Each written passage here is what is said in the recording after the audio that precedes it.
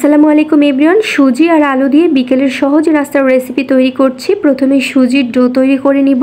কড়াইতে 2 কাপ পরিমাণ পানি দিয়ে স্বাদ মতো লবণ দিয়ে সামান্য পরিমাণ চিলি ফ্লেক্স দিয়ে দিয়েছি। এখন 1 কাপ পরিমাণ সুজি অ্যাড করে দিয়েছি। আপনারা আপনাদের নাস্তার পরিমাণ অনুযায়ী সুজি অ্যাড করে নেবেন। একটু নেড়ে চেড়ে নিয়েছি। এখন ঢাকনা দিয়ে ঢেকে 3 থেকে 4 মিনিটের মতো রেখে দিব। আর সুজির ডো বানানো কিন্তু খুবই সহজ। 3 থেকে 4 মিনিটের মধ্যে সুজির ডো তৈরি করা হয়ে গেছে। এখন আমি এক সাইডে রেখে দিচ্ছি। আলুর পুর তৈরি করে নিচ্ছি। কড়াইতে প্রথমেই 2 টেবিল চামচ পরিমাণ সয়াবিন তেল দিয়েছি। একটি পেঁয়াজ কুচি ও একটি কাঁচামরিচ কুচি অ্যাড করে দিয়েছি। পেঁয়াজ কাঁচামরিচ 1 মিনিটের মতো ভেজে নিয়ে হাফ টেবিল চামচ পরিমাণ আদা বাটা অ্যাড করে দিয়েছি। সামান্য লাল মরিচের গুঁড়া ও হলুদের গুঁড়া অ্যাড করে দিচ্ছি। এখানে আর কোনো মশলা ব্যবহার করছি না। সব কিছু ভালো মতো করে 1 মিনিটের মতো নেড়ে চেড়ে আগে থাকতে সিদ্ধ করে রাখা আলু দিয়ে দিচ্ছি।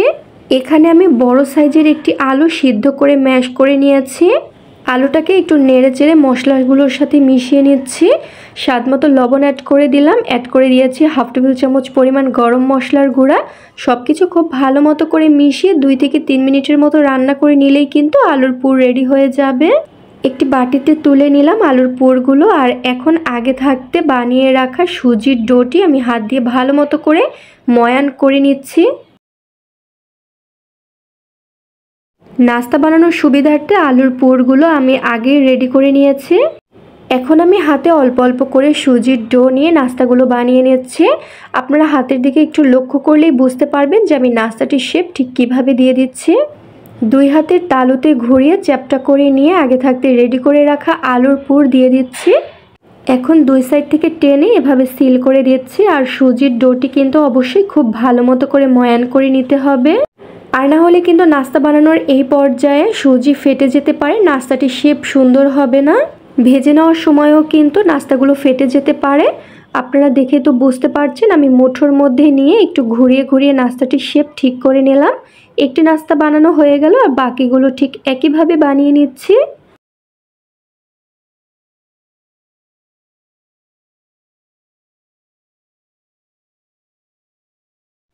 নাস্তাগুলো বানিয়ে নেওয়া হয়ে গেল। দেখে তো বুঝতে পারছেন খুব সহজেই কিন্তু এই নাস্তাগুলো বানিয়ে নেওয়া যায়। এখন ফ্রাই করে নিচ্ছি। পর্যাপ্ত সয়াবিন তেল গরম হয়ে আসলে নাস্তাগুলো দিয়ে 2 মিনিটের মতো লো আঁচে ভেজে নিয়েছি। দেখুন অপর সাইড থেকে কিন্তু খুব সুন্দর কালার চলে এসেছে। যেহেতু সুজির তৈরি এই নাস্তাগুলো ভেজে নিতে কিন্তু খুব বেশি সময় লাগবে না।